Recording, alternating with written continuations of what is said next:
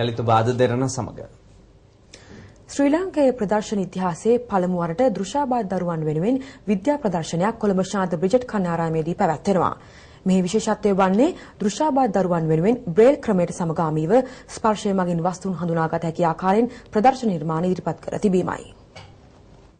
කොළඹ ශාන්ත Bridget කන්‍යාරාමයට වසර 6ක් සපිරීම නිමිති කර ගනිමින් මේ විද්‍යා ප්‍රදර්ශනය සංවිධානය කර තිබෙනවා. ප්‍රදර්ශනය සඳහා ශාන්ත බ්‍රිජට් කන්‍යාරාමේ දරුදරියන් හා ගුරු මණ්ඩලයේ මෙන්ම මව්පියන්ද ශ්‍රමදායකත්වයේ සපයා තිබුණා.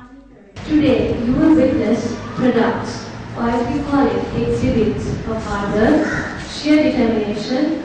රත්මලාන අන්ධ විද්‍යාලයේ දෘශ්‍යාබාධිත දරුවන්ට විද්‍යා විෂයයේ ප්‍රායෝගික පාඩම්වල මෙන්ම න්‍යායාත්මක කරුණුද ඉතා හොඳින් අවබෝධ කරවීම සඳහා සහාය දීම මෙහි ප්‍රධාන අරමුණයි. දෘශ්‍යාබාධිත අය ගැන හිතලා ඔවුන්ට දැනෙන විදිය, ඔවුන්ට කොහොමද ස්පර්ශ වෙන විදිහට ඒ වගේ ගොඩාක් හිතලා අපේ පාසලේ දරුවන් වෙනුවෙන් කැප වෙලා මේ හොඳ ප්‍රදර්ශනයක්, හොඳ දෘශ්‍ය ආධාරක අපිට ලෑස්ති කරලා දීලා තියෙනවා. ඒ දරුවන් හුඟක් හිතලා තියෙනවා. බ්‍රේල් ලකුරෙන් පවා ඒවා හොයාගෙන ඒවා ලියලා අපේ දරුවන්ට දැනෙන විදිහට ඒගොල්ලෝ ඒ දරුවෝ ගැන හිතලා හැම උපකරණයක්ම වගේ හදලා තිනවා 6 සිට 11 වෙනකම්. දෘශ්‍යාබාධිත මෙන්ම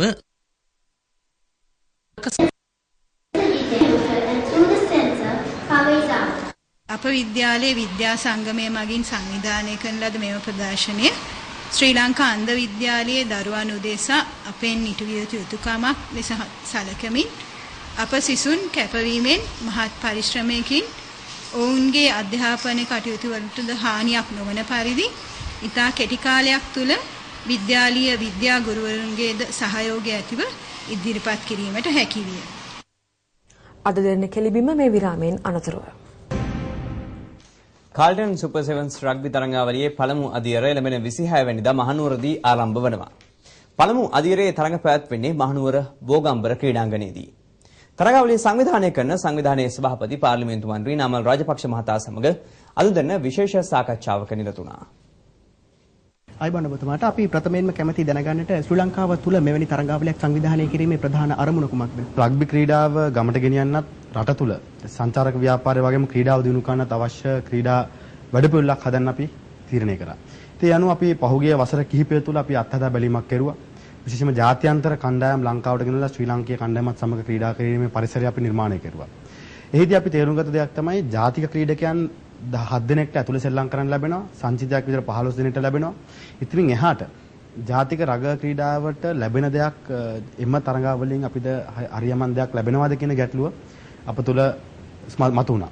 ඒ අනුව තමයි ගිය අවුරුද්ද අපි ආරම්භ කරුවේ ලංකාවේ පළාත් 9ට ක්‍රීඩා කණ්ඩායම් 9කුත් යාපනයේ නගරයට එක කණ්ඩායමකුත් විදියට පෞද්ගලික අංශයේ ව්‍යාපාරිකයන් මේකට සම්බන්ධ කරගෙන ක්‍රීඩා සමාගම් විදියට ක්‍රීඩා සමාජ වෙනුවට ක්‍රීඩා සමාගම් මට්ටමට ගිහිල්ලා ඒ අනුව තම කැමැති ක්‍රීඩකයන්ව ස්පොන්සර් කිරීමකින් අනුග්‍රහය දක්වමින් තමන් කැමැති ක්‍රීඩකයන් තෝරාගෙන ඒකට ජාත්‍යන්තර තලයේ ක්‍රීඩකයොත් සංචිතයක් විදියට අරගෙන මේ කාල්ටන් සුපර් සෙවන්ස් තරඟාවලිය පවත්වන්න. පසුගිය තරඟාවලිය වලට වඩා මෙවර තරඟාවලියේ දක්නට ලැබෙන සුවිශේෂී ලක්ෂණ මොනවද? ලෝකයේ ඉහළම තලයේ පෙළේ ක්‍රීඩකයන් 40ක් අද ලංකාවට ඇවිල්ලා ඉන්නවා මේ කණ්ඩායමක ක්‍රීඩා කරන්න. ඉතින් මේ විශේෂත්වය තමයි එකම කණ්ඩායමක් තුළ රටේ ඉන්න හොඳම රග්බි ක්‍රීඩකයොත් ලෝකේ ඉන්න හොඳම රග්බි ක්‍රීඩකයොත් එක කණ්ඩායමක් ක්‍රීඩා කරනවා. එහිදී අපේ දේශීය ක්‍රීඩකයන් 80කට 100කට වගේ ප්‍රමාණයකට ලෝකේ හොඳම ක්‍රීඩකයන් සමග ක්‍රීඩා කරන අවස්ථාව ලැබෙනවා. පුහුණු කරන යටතේ.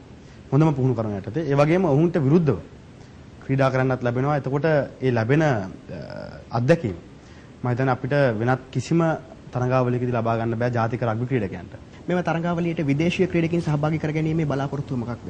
ඔව් ඒකේ ප්‍රධාන අරමුණු කිහිපයක් තියෙනවා. එකක් තමයි ජාත්‍යන්තර තරයේ තරඟාවලියක් බවට මේ පරිවර්තනය වෙන්න නම් විදේශී ක්‍රීඩකයෝ මේකට සම්බන්ධ වෙන්න ඕනේ. ඒ වගේම දේශීය රග ක්‍රීඩකයන්ට හොඳ අත්දැකීමක් ලබා ගන්න නම් හොඳ පළපුරුද්දක් ලැබෙන්න නම් අනිවාර්යයෙන්ම විදේශීක වශයෙන් ලෝකයේ තියෙන ඉහළම තලයේ රග ක්‍රීඩකයන් සමග ක්‍රීඩා කරන්න කළ යුතුයි.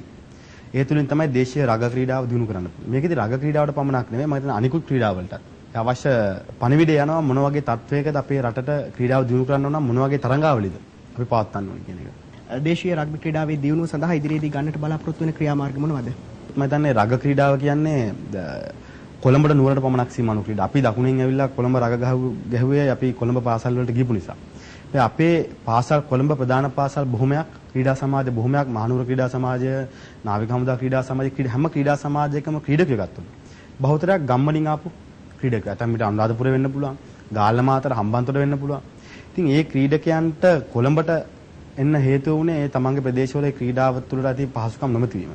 ඉතින් ඒ වටපිටාව හඳුනගෙන අපි විශේෂ වැඩපිළිවෙලක් ඉදිරි කාලෙදී ක්‍රියාත්මක කරන්න බලාපොරොත්තු වෙනවා. ඒ සමගින් අද දෙරණ ප්‍රධාන පත් විකාශය නිමාවට පත් වෙනවා. ඔබ දුටු හැම දෙයක්ම සවිස්තරාත්මකව අපගේ වෙබ් අඩවියෙන් දකින්න පුළුවන්. ඒ www